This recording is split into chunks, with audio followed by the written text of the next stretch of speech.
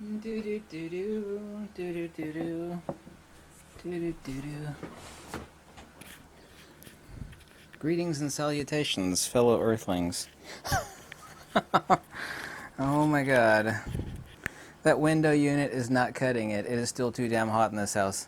Even though it's 14,000 BTUs, it takes a while to cool the house down, especially with a window unit. I digress. Regarding a magnet, everybody keeps talking about, of course, and I'm well into the 4th edition. Everybody keeps asking about the 4th edition of my book. And it'll be done sometime before the end of the year. I'm just so busy all the time. But what defines a magnet? Now, I don't know if people know the process of magnetization where the ceramics, whether that be samarium cobalt, ferrite, or a neodymium iron boron, before they become definitionally and denotatively a magnet, what is it? If this and this are absolutely identical, but this has not yet been magnetized and turned into a magnet, and this is a magnet, but quantitatively both of these are 100% absolutely identical, then what is it that defines what we would call a magnet? Everybody loves to say, well, what is a magnet? A magnet has magnetism. Well, okay. That's kind of dog chasing its own tail there. So what actually defines a magnet? The ab-extra field that defines that particular object, because the only thing that actually gives magnitude and mass and volume to the entire universe is, of course, magnetism, and magnetism only.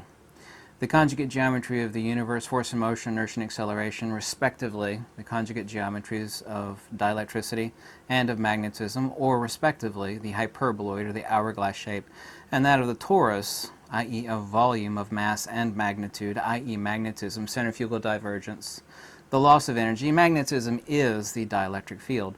What defines a magnet, obviously, is not quantitative. If this is not a magnet and this is a magnet, and they're both 100% quantitatively identical, then what defines this as a magnet, whereas this is not a magnet?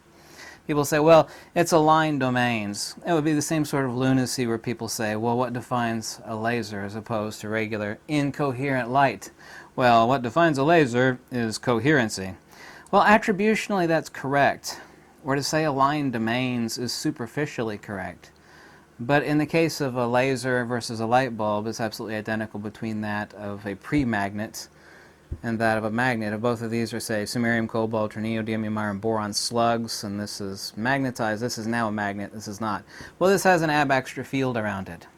Okay, well, that's interesting. Well, that's why it's a magnet. Well, what therefore defines a magnet? It's point source emission. Point source.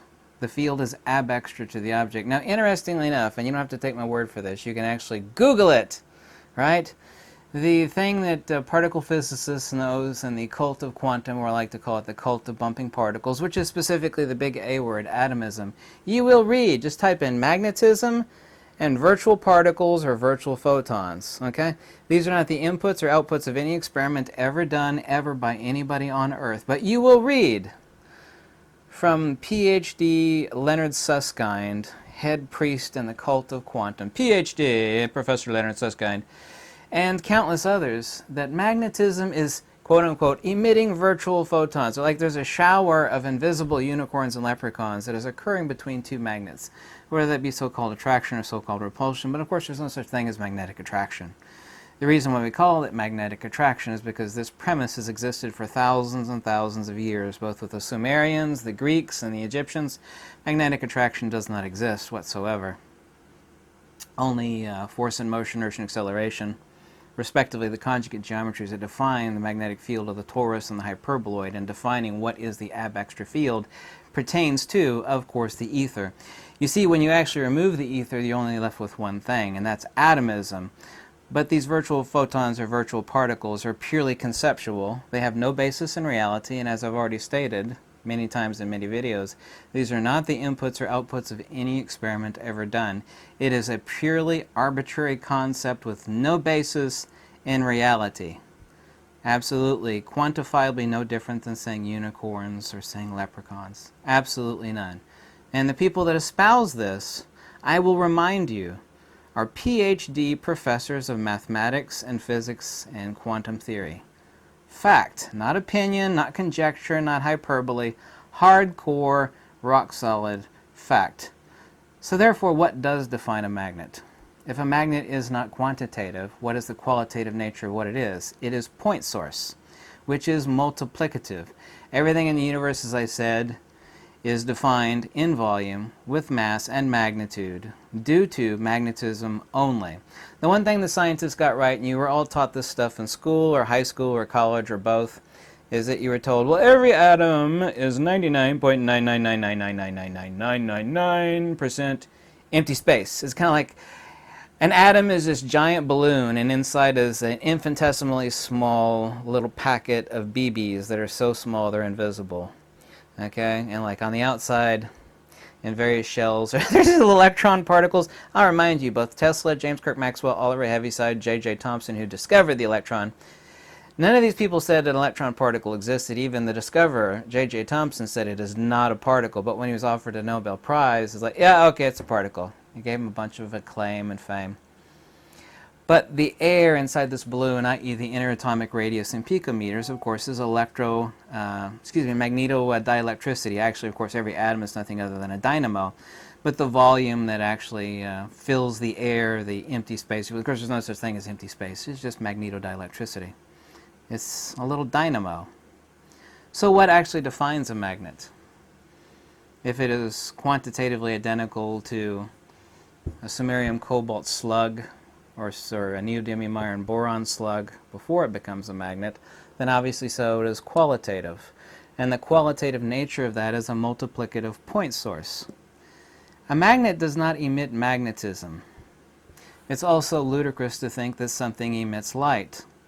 We actually start out with conceptual fallacies on the nature of light. And by the way, all of quantum, this is not my view, this is their own position, all of quantum is based upon their understanding of the rational conceptualization of light as moving from point A to point B, that light is a wave, or sometimes it's a particle, or sometimes it's both, and it has a speed. None of that's true.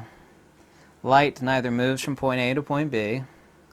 Light is not a wave because there's no such thing as a wave. A wave is what something does, not what something is. Light is absolutely not a particle. This again, of course, is the cult of atomism.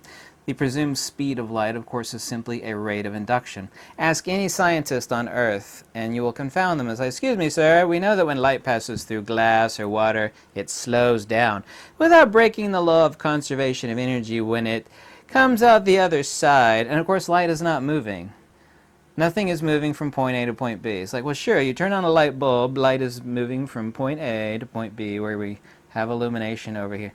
That's not the case. If you think that light is something that is being emitted, then you also stupidly think that a sole person in the middle of a pond flapping their arms and creating waves in the water would be the ether here, is emitting something. Obviously and logically so, any child will tell you that that person is not emitting anything, rather causing perturbations, yes, in the water. Waves? Waves of what? Water. There's no such thing as a wave. Scientists also love to conflate and inflate the term wave. The favorite word of PhD physicists and of quantum talk about waves. But there's no such thing as a wave. Sure there is. What are you doing? You smoking crack, you bald tattooed freak? No, there's no such thing as a wave because a wave is not a thing. Light does not move from point A to point B. A magnet does not emit magnetism.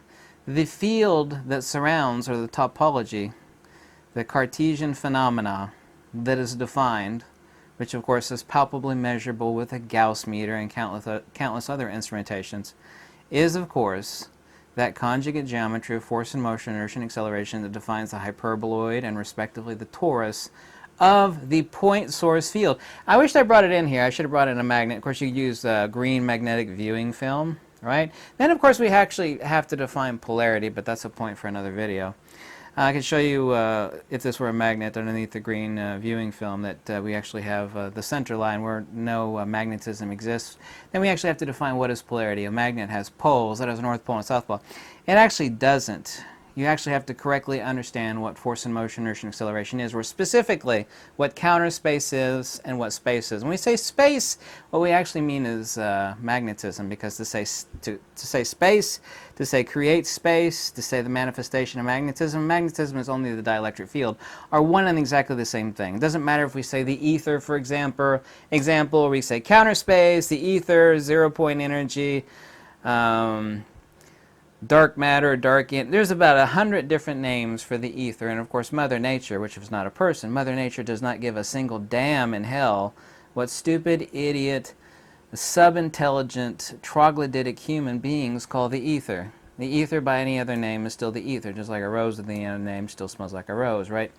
But what defines a magnet is point source.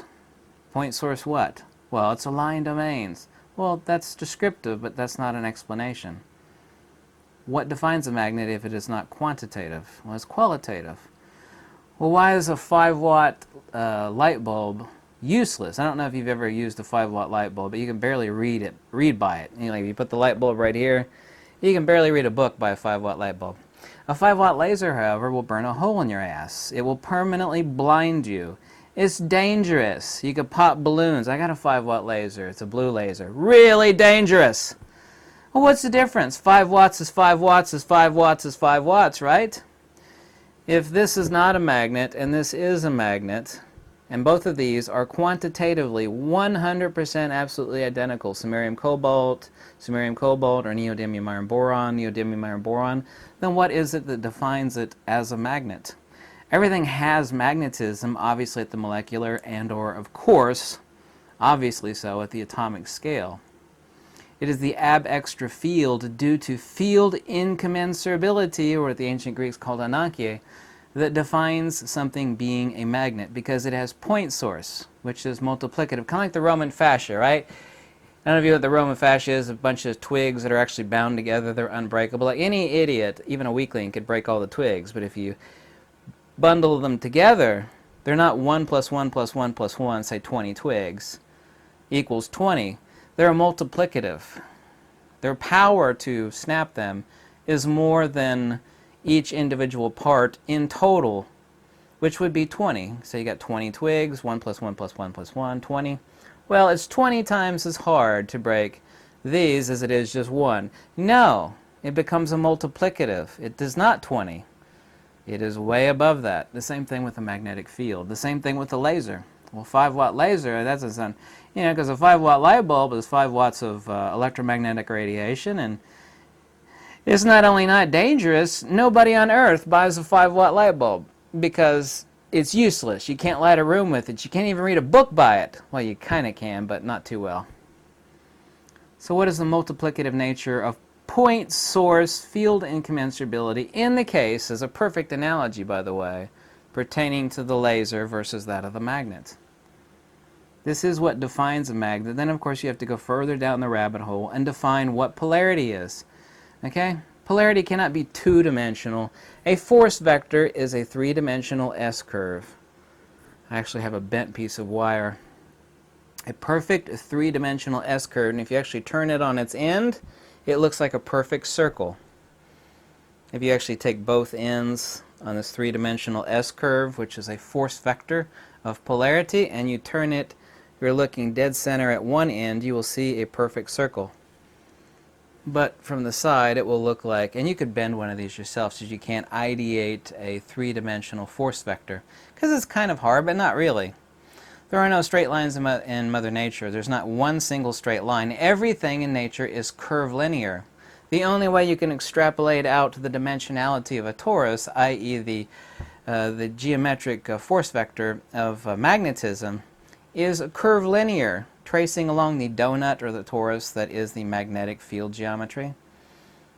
Yeah. But these are merely bent circles, if you will. But then, of course, we have to talk about gyromagnetic precession. But gyromagnetic precession is necessitated when you actually talk about a three-dimensional force vector, which is, of course, working its way around the torus. And when I say working its way around, it's kind of hard to extrapolate that out through simplex English parlance with people being able to understand or to visualize it. I'm sorry for that. That's a difficult one. This is where 3D modeling would become incredibly useful. I wish I had a nice 3D printer. Unfortunately, they're a real pain in the ass to work with. They're always breaking down. I would love to have a 3D printer. Until they perfect them, no dice on that one. Anyway, let's continue to go further down the rabbit hole in defining magnetism and what a magnet is. But I think that was simple enough. I hope it was simple enough. Anyway, thank you so much for watching. Have a lovely day. And man, it is hot in here.